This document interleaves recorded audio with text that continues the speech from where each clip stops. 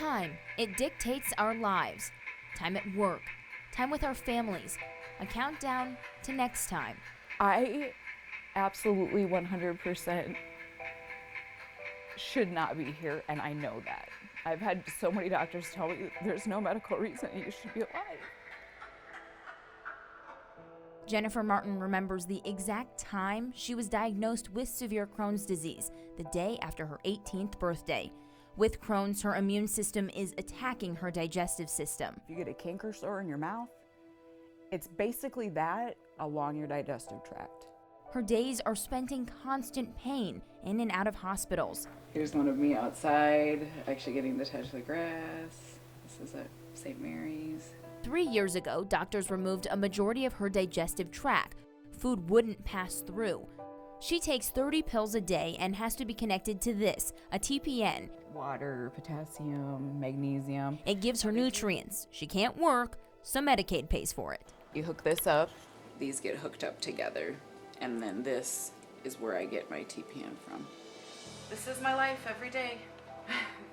You know, my medications are expensive. My TPN is $300 a day. It's $9,000 a month. And who's paying for that? I mean, taxpayers. Taxpayers, because no one can afford that. Right. That's for the rest of my life. Every moment plagued by suffering, though some days are worse than others. You're always gonna have bad days, but if every day is a bad day, then it's a bad life. And I just, I can't let myself do that. Jennifer believes there's one thing that will help. There's been a lot of success with people being able to manage diarrhea and high outputs with medical cannabis. In February, Jennifer and her husband went to Colorado to try medical cannabis to see if it would relieve her symptoms. I had 2 days where I didn't have to take Imodium, I didn't have to take Lomotil, I didn't have to do opium tincture, and I had like the thickest stools I've ever had. How was the pain? The pain was non-existent for the first time that I can ever remember.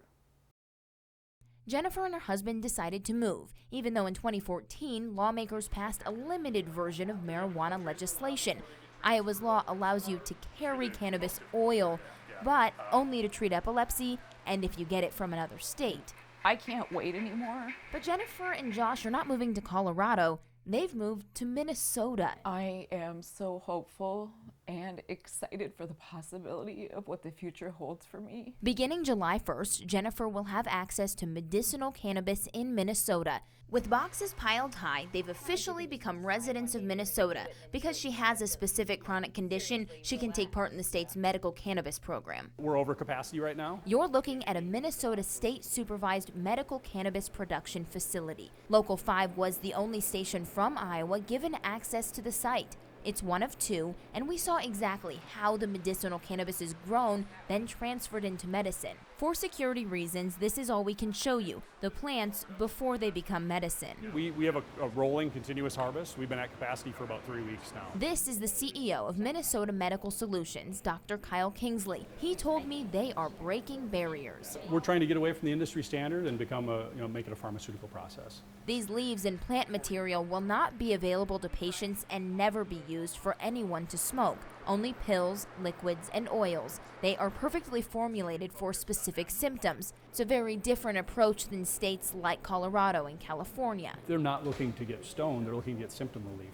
There are 2 main active ingredients in the plant. We're talking THC and CBD. You can see molecularly they're just about the same with a very small difference. THC is what historically gets you high, but it can also help with pain, nausea, as a sleep aid. CBD is known to have some more health benefits. It can help with inflammation, pain, and anxiety, among other things. So the scientists at the production facility are breaking down the compounds and finding different combinations to treat different illnesses. To qualify for cannabis under Minnesota's new system, the patient must live with one of 9 conditions, such as epilepsy, cancer, or Crohn's disease, like Jennifer. It's so exciting.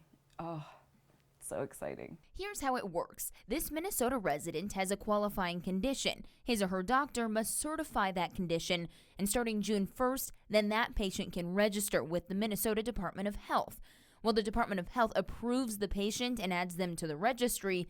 Then as of July 1st, the patient can get medical cannabis at one of the 8 dispensaries in the state. Like this one that's under construction in Minneapolis.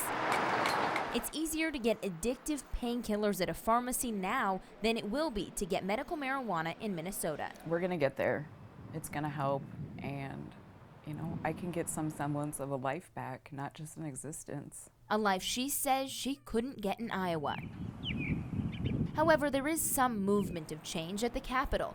Senate File 484 is making its way through the State House. It would strike the current limited cannabis law and would allow Iowa to adopt a plan similar to Minnesota's, but there are a few differences. It allows for 12 independent dispensary licenses where patients would get medicine, and 4 independent licenses to produce and grow the medicine. While the Iowa plan also says no smoking allowed, it does appoint an advisory board to recommend types available to patients, and it doesn't rule out plant products because they are the cheapest to produce. Fundamentally, we want to have the medicine be affordable for Iowa patients. The bill passed the Senate, but Speaker of the House Craig Paulson says he won't bring it up to debate this session. Critics of the plan say it's a slippery slope, opening the door for abuse and addiction. But Dr. Kingsley says that's just not the case, especially compared to the alternative pain medications used now, like morphine. You look at the major class of pain treatment, which is opiates, and that's much more addictive, much more dangerous, and people are routinely dying from opiates. That's why Jennifer chooses not to take them. I don't want to go down that road, because it's a road once you go down, few come back. A road she's unwilling to travel when time could soon be on her side. Time she never thought she'd know. Some hope for the future and longevity. That's what we need.